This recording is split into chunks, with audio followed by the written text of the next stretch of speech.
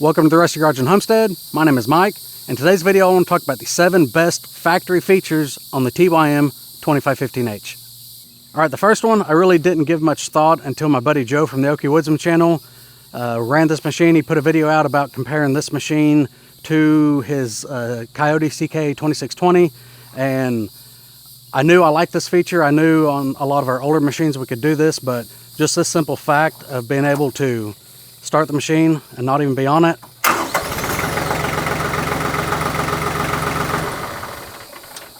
That is extremely handy, and I use that feature quite a bit. Now, there are some machines out there that you have to be in the seat, you have to have the clutch put in, parking brake set, different things like that. This machine you don't. You can start it from the side, which a lot of times I do. I'll start it, then I'll walk around the machine before I initially get on it for that day. But just limiting yourself or not having to get up in the operator seat one less time, it's kind of nice. All right, the next feature is right here behind me, and it's probably not something you really think a whole lot about until you need it. But if you need it, it's kind of too late at that point. And I'm talking about the front and rear tires having these valve stem protectors on them, especially the front. When you're messing with brush and stuff like that, these front tires are really susceptible getting in stuff like that and getting your valve stem broke off. If you break your valve stem off, your tire's flat. And at that point, you pretty much have to stop working, stop, fix it, or take it somewhere and get it fixed. Now, the third factory feature that I like on the TYM 2515H is the cruise control. I don't use it a lot. If I brush hogged a lot more, if I brush hogged with this tractor or any, I'd probably use it quite a bit more. But I do use it. My property is fairly deep, so instead of sitting there holding the pedal down the whole time, you can just click the button and turn your cruise control on. It's really helpful having a lot of machines they offer, but not all machines it's a factory item. Some machines you have to pay to upgrade that. And it is just right up here on the dash. You push that in to set it. See? Push it out to release it. But all it is a steel plate attached to the throttle, and the solenoid, that's a magnet right there. When you close that in, it'll lock it down. Now, cruise control is probably low on a lot of people's list, and for the most part, I don't need it. But occasionally when I do, my foot gets tired or anything like that, it is extremely handy to have, and I like that the TYM has that as a factory feature on their machines. So this machine does have what's known as auto throttle. Some manufacturers call it link pedal. Basically, as you push on the hydrostat pedal, the RPMs, it almost acts as a throttle pedal. There's another cable that runs from that to the injection pump, so the more you press on it, the more the engine's going to rev. And the thing I like about that, because I know there's a lot of people out there that just manually run their throttle, and that's fine, but most of the time those people, if they need to hop off and do something or get back on, they very seldom ever pull the throttle back down to an idle. They'll hop off for 30 seconds, a minute, whatever, and then hop back on and take off. Well, to me, the auto throttle, whenever you let off of it and it goes back to an idle, that's going to help a lot with your fuel economy on your machine, that you're getting a lot more idle time. I mean, this is a low enough horsepower. It doesn't have any of the regen stuff on it, so not really any issues with letting it idle for a while, letting it warm up kind of like you should on your diesels anyways. But the auto throttle is a huge... This is the first machine that I've had with auto throttle, and I really like it. It's a factory option on the 2515H and some of their other models.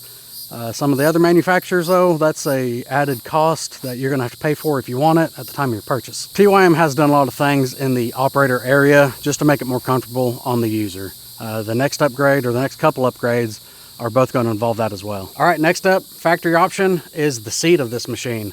I'm sitting up here. This is a suspension seat. You can adjust it. I mean, I'm not a small guy, and it's got quite a bit of good movement in it. The adjustability of the seat basically is what I'm trying to get at. But I'm 5'10", almost 5'11", a little bit. But you can see my feet, I'm tippy-toeing to the hydrostat pedals. I've got to pull way up to be able to reach these pedals. And I mean, if you're a taller guy than I am, you know, over 6 foot, this machine will fit you, which is crazy to think that a compact tractor will fit a person over 6 foot just fine. Or you can be really short-footed, because this seat will go quite a bit forward on this machine, so that helps out a ton. But yeah, I can't operate this machine with the seat all the way back. The seat adjustability is very simple. It just has this bar right down here. You just pick it up and you slide it. And it's got, that's as far forward as it'll go. So pretty good adjustability on this seat. And Yeah, it's a comfortable seat. A lot more comfortable than some of the other machines I've been on. It does have a weight adjustment right down here in the center. You flip this lever up and you crank it up if you're heavier, or down if you're lighter, and all it does is a spring tension inside the seat. And the heavier you are, the tighter it's going to wind it, so it'll give you some movement. But the seat adjustability is something I use every time I get on the machine, because I do move the seat all the way back whenever I get on or off the machine. It's habit now at this point, and it's just easier to get on and off because there's quite a bit of room between the seat and here, and I can just egress off the platform. All right, next up on this machine is something I honestly didn't really think about. We've got a 50 horsepower Ford, we've got a 100 horsepower New Holland tractor. We've had a few different 100 horse tractors before, and never really thought I needed a compact tractor until I got this one, and now this one gets used almost daily. But the next feature that I'm going to talk about is just the overall size of it. This machine is big enough to do some pretty good jobs, but it's small enough to get in quite a bit of tight areas, which has made this thing extremely useful and handy to have her in here on the farm. And last but not least, the one key feature that sold me on this machine versus the other ones that I looked at was the lift capacity. 2,200 pounds on the TYM 2515H. I put that to the test. This thing is a beast for its size of the things it'll be able to pick up. Some of the other manufacturers, I don't even know if some of them are half of what this compact tractor is rated at. I know some of the John Deeres are way low, but this machine, I mean, there's videos you can search all on YouTube of the lift capacity on the 2515H. It's crazy what they'll pick up. I've seen a machine like this pick up 2 round bales before. I picked up round bales, just solos with it. Does just fine. Logs, this thing will pick up big old logs. Yeah, our seed totes, whenever we plant wheat in the wintertime, this machine picks it up just fine. The only thing I haven't been able to pick up with this machine is that mini skid steer right there.